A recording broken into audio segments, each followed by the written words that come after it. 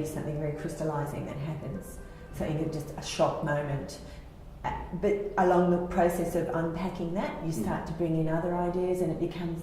And of course, you don't write a play, or you can write a play in a week, but normally you would write from the idea through to the rehearsal copy. It's going to take a while, and during that time you're actually experiencing other things as well, and other things become more important to you, and you tend to try and weave that in. Subconsciously, I discovered. But the real germ, the shock moment that hit me and said, I've got to write about that, was I was at my suburban shopping mall, which is quite a normal, middle, upper class maybe, shopping mall, and there was a woman walking in front of me with 2 small children, and she didn't physically hit them, but she almost did with her rage. She was absolutely furious with these 2 small children. And I had a choice in that moment to ask her whether she was all right, can I help you? And I did. And I found out very quickly that that was unacceptable. So she turned all her rage to me, and I was caught in the moment of trying to make it better for her and trying to make it better for her kids, and also protect myself, because she was kind of violent with me. So that moment was a crystallising moment, and it brought up lots of questions for me about how we treat our children, our relationship with our children in so much as how we discipline our children, I suppose, and how that has changed over time. But the idea of when people talk about legislating about not being able to treat a child in a certain way, there are some people who say, well, they can't tell me to do that, almost as if this is a possession. And so questions of whether you own your children, you have jurisdiction over your children, because it occurred to me in that car park, in that moment, that if it had been a grown child or an adult, and this had been a massive fight in which that adult looked as though they were in need of help, I would have been calling the police. There would have been no question that this woman was bang out of order, and this was an unusual situation that should be dealt with by legal. But because it's her children, it becomes unspoken ground. You can't go there. So that was the crystallising moment, and out of that came a whole bunch of issues, and one of the biggest things that came out of it was the idea of owning things and having things robbed, taken away, so hence theft. And over time it also incorporated different ideas about alcoholism, about different class systems that do exist within Australia. And I think just basically that from a plot point of view, it's been an exciting kind of adventure, hasn't it? Absolutely. Well, initially what I thought was the initial setup is we have a boy and a girl who work in a suburban bottleshop. They are late 20s. Well, they're not young'uns. They're pretty much got nothing much going for them, nothing really to hope for. They're in a rundown part of town, but they dream big, both of them.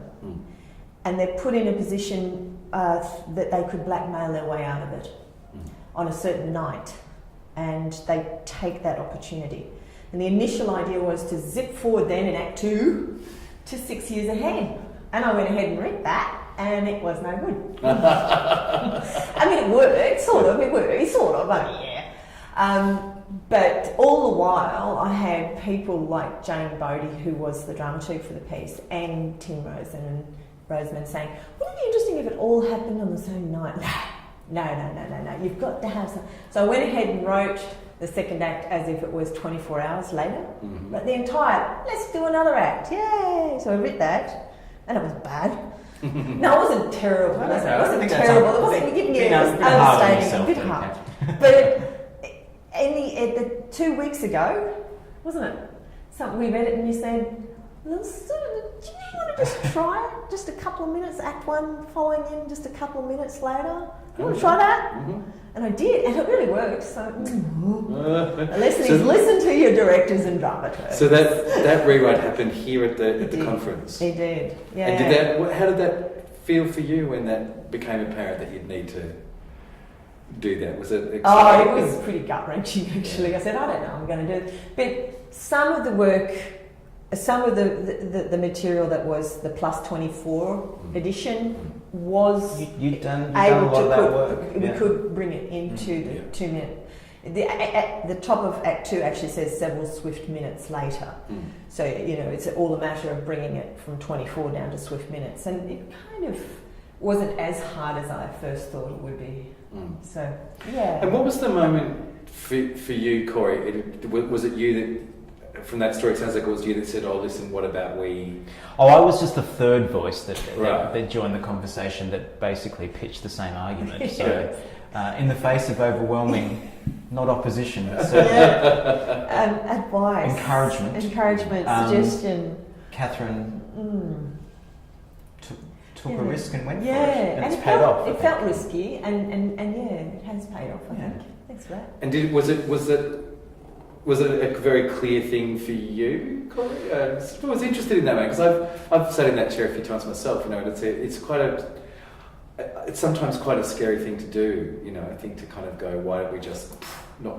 I mean, in this case, you're not throwing the whole thing out, though that has been known to happen in some cases. But look, for me, there was this fabulous momentum in the first act. As events unfolded, you could see us hurtling towards a climax, and it felt to me as soon as we rolled over into Act 2, if we jumped 24 hours, we'd lost that momentum. And it's a perfectly legitimate way of telling the story. There were lots of characters telling us what had happened in the 24 hours, but for my money, it felt like we wanted to actually see what happened rather than be told. And so, as soon as Kathryn, took that leap and brought it all back to several swift minutes later, the immediacy, the urgency of the piece was reinstated. And as Kathryn's pointed out, a vast bulk of Act 2, the original Act 2 or version 2 of Act 2, which was 24 hours later, she could bring into this new version of Act 2. So without even knowing it, you'd done all that hard work, which was fantastic. And the two of you, did you know each other before this process, or no, so you've been I put had together? heard of Corey because Corey had been working with Jane Bodie on music at Griffin. And I'd heard of Corey, but I had never met him. No. And so, what was that like? The first sort of few days, did it take you long, or did you click straight away? Well, Jane was in the room, which was really good. Jane was in the room. I thought, being put on the spot. I thought we got on very well. I thought we got on very well indeed. Yeah. I mean, Kathryn was prepared to put her trust in myself and Jane. Yeah. And Jane has a longer association with the play because of previous developments and just through the PWA process.